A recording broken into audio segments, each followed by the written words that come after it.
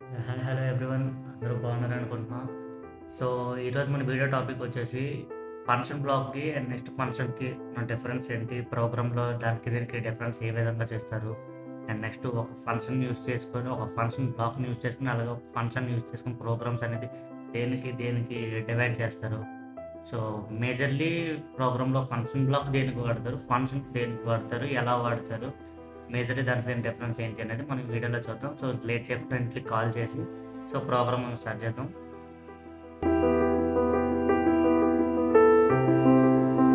So, ఇప్పుడు నేను ఒక ఎఫ్‌బీని తీసుకున్నాను. దాని నేమ్ వచ్చేసరికి ఎఫ్‌బీ 01 అని చెప్పేసి నేమ్ ఇస్తున్నాను. చూడండి ఎఫ్‌బీ 01. So, okay. ప్రెస్ చేశాను. సో, నాకు లెఫ్ట్ కార్నర్‌లోనే నా ఎఫ్‌బీ అనేది యాడ్ అయిందంట. ఓకే. సేమ్ అలానే FC. So, function.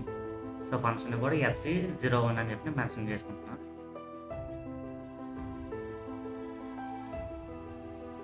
Okay.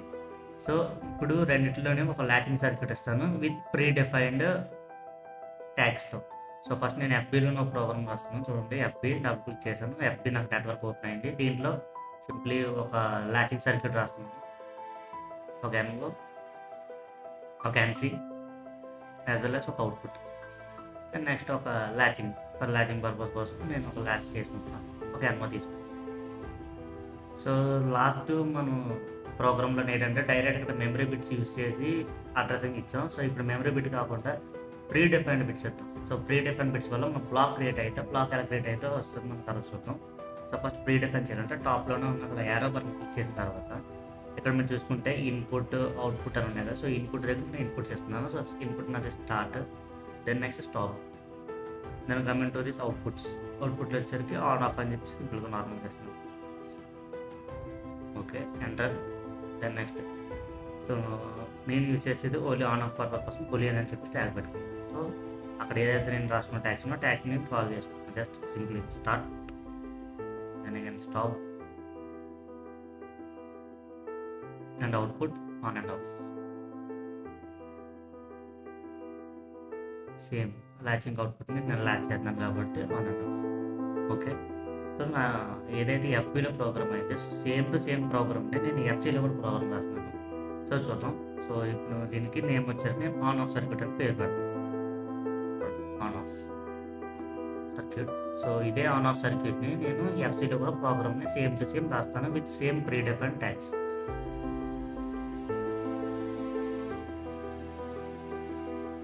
Simply start,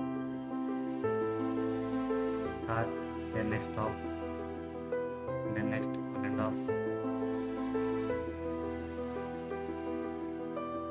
okay. Ladder నేను రంగులను మొత్తం ప్రోగ్రామ్ రాస్తాను.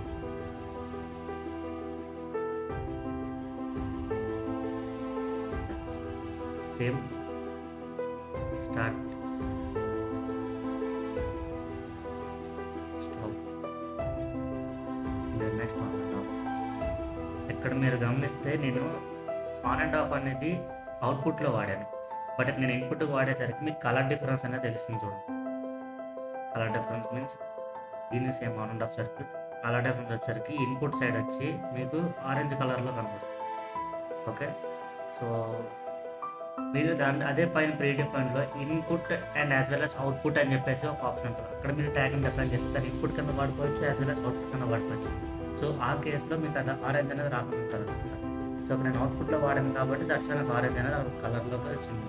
సో, అది యాక్చువల్లీ నువ్వు డిఫైన్ చేసింది ఒక పర్టిక్యులర్ లొకేషన్‌కి బట్ యూజ్ చేసింది వేరే లొకేషన్‌కి అని చెప్పేసి అర్థం అనమాట. సో, ఆరెంజ్ వచ్చిందంటే రెండే 2 విధాలు. Either that case and second case వచ్చేసరికి రిపీటెడ్ ట్యాగ్ మీన్స్ ఒకటే ట్యాగ్ నేమ్‌కి 2 అడ్రెస్‌లు మనం అసైన్ చేసినప్పుడు కూడా సేమ్ ఇట్లనే వస్తది. ఓకే. సో, ఇప్పుడు నేను ప్రోగ్రామ్ రెండిటికి రాస్తున్నాను. ఇప్పుడు నేను రెండిటిని ఎగ్జిక్యూట్ చేయాలి. ఎగ్జిక్యూట్ చేయాలంటే మనకి ప్రిన్సిపల్ ఏంటి? మన ఎఫ్‌బీలో రాసినయి, ఎఫ్‌సీలో రాసినయి దాన్ని కామన్‌గా మనం ఓబీలోకి కాల్ చేయాలి. సో, ఎఫ్‌బీ నుంచి ఓబీలోకి కాల్ చేయాలి అంటే ఆ కేస్‌లో ఏంటంటే నేను దీన్ని సింప్లీ డ్రాగ్ అండ్ డ్రాప్ చేస్తాను. అది ఏ విధంగా చేద్దాం చూడండి. సో, రంగులోకి నేను పిలుస్తున్నాను. సో, ఫస్ట్ నేను ఎఫ్‌బీ1 అని కాల్ చేసుకుంటాను. సో, ఎఫ్‌బీ01. సో, ఎఫ్‌బీ1 నుంచి డ్రాగ్ అండ్ డ్రాప్ చేస్తున్నాను. సో మనం రంగు మీద ఎప్పుడైతే ఆ పర్టికులర్ గ్రీన్ సింబల్ వచ్చిందో ఓకే ఇక్కడ అది పేస్ట్ అయ్యిద్ది అని చెప్పేసి వస్తుందన్నమాట. సో నేను ఓకే చేశాను. దాని నెక్స్ట్ డీబీ అడుగుతుంది. ఆ పర్టికులర్ బ్లాక్‌కి డీబీ క్రియేట్ చేయమంటుంది. ఓకే.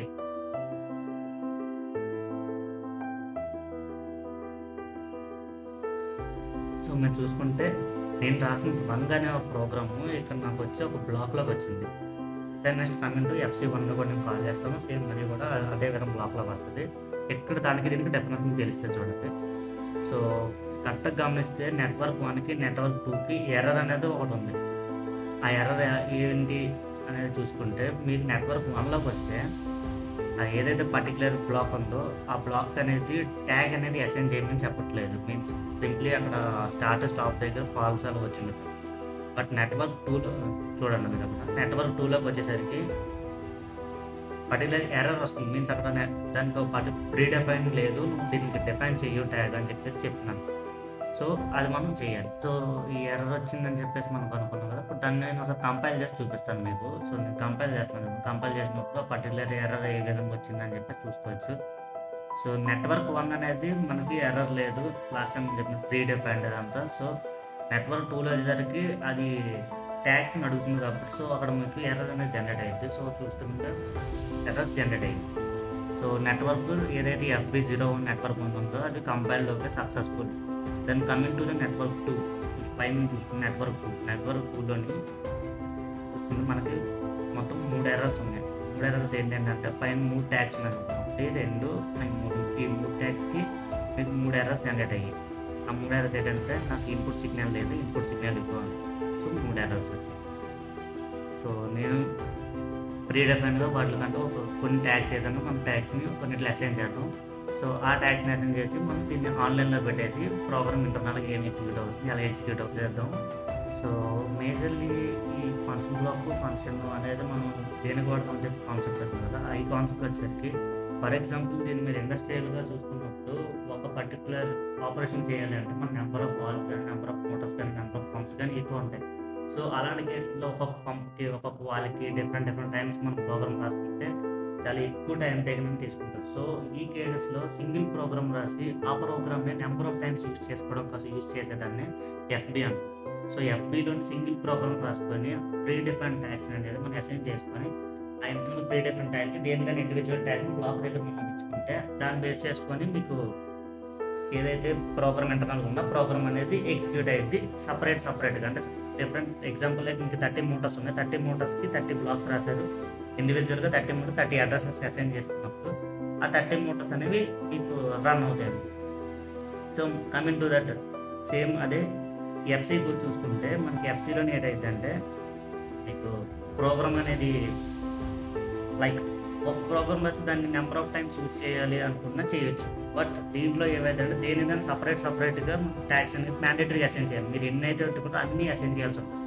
బట్ FBలో అలాగేం లేదు. సపోజ్ లైక్ ఒక మోటార్కే తీసుకుంటారు ఫీడ్బ్యాక్ ఇవన్నీ తీసుకుంటే ఇవన్నీ అసైన్ చేయాల్సి లేదు. ఏదైతే పట్టిలో అవి అడ్రస్ చేస్తారు. బట్ FCకి మొత్తం చేయాలి. సో ఇప్పుడు సపోజ్ నేను వచ్చరికి వీళ్ళకి సింపుల్గా కొన్ని మెమరీ బిట్స్తోనే అడ్రసెస్ ఇస్తున్నాను. చూడండి అడ్రసెస్లు ఇచ్చాను. సో ఈ అడ్రసెస్ని నేను ఇప్పుడు సిమ్యులేట్ చేసి ఆన్లైన్లో ఒక్కొక్క దాని ప్రోగ్రామ్ ఎలాగ ఎగ్జిక్యూట్ అవుతుంది అంటే ఈ బ్లాక్ మీద నేను యాక్సెస్ చేస్తే నాకు ఇంటర్నల్ ప్రోగ్రామ్ ఎలాగ ఎగ్జిక్యూట్ అవుతుంది దాన్ని ఎలా చెక్ చేయాలని చూద్దాం. సో నేను సిమ్యులేట్ చేశాను. ఈ సిమ్యులేషన్ అనేది నేను లాస్ట్ వీడియోలో చెప్పాను ఎలా చేయాలని ఏంటని. ఇది కేసు చూడకపోతే చూసేయండి. సో నేను ప్రోగ్రామ్ ఎగ్జిక్యూట్ చేసి నేను ఆన్లైన్లో పెట్టుకున్నాను. చూశాను చూడండి నాకు ఇన్పుట్ ఫాల్స్ ఇన్పుట్ స్టాప్ కూడా ఫాల్స్. దాన్ని ఓకే నేను ఫోర్స్ చేశాను అవుట్పుట్ ట్రూ అయింది. సేమ్ ఇది కూడా అంతే నేను అవుట్పుట్ ఫోర్స్ చేస్తున్నా ట్రూ అయింది. సో కమింగ్ టు దిస్ ఇప్పుడు దీని ఇంటర్నల్ ప్రోగ్రామ్ నేను చెక్ చేయాలంటే సింప్లీ దీన్ని డబుల్ క్లిక్ చేయండి. సో నాకు ఇంటర్నల్ ప్రోగ్రామ్ ఓపెన్ అయింది. దీన్ని మానిటర్ పెట్టుకుంటా. చూడండి ఇక్కడ నెట్వర్క్ అనేది నాకు హెల్దీ అయ్యింది. సో నేను అదే బ్లాక్లోకి వెళ్ళి ఇప్పుడు నేను ఫాల్స్ చేస్తాను. ఏదైతే దీన్ని ఫాల్స్ చేసి స్టాప్ని ట్రూ చేస్తాను. సో స్టాప్ని ట్రూ చేస్తే నాకు నెట్వర్క్ అనేది డీలాచ్ అయిపోతుంది. సో నా నెట్వర్క్ డీలాచ్ అయితే దెన్ నా ప్రోగ్రామ్ అనేది ఎగ్జిక్యూట్ అయింది.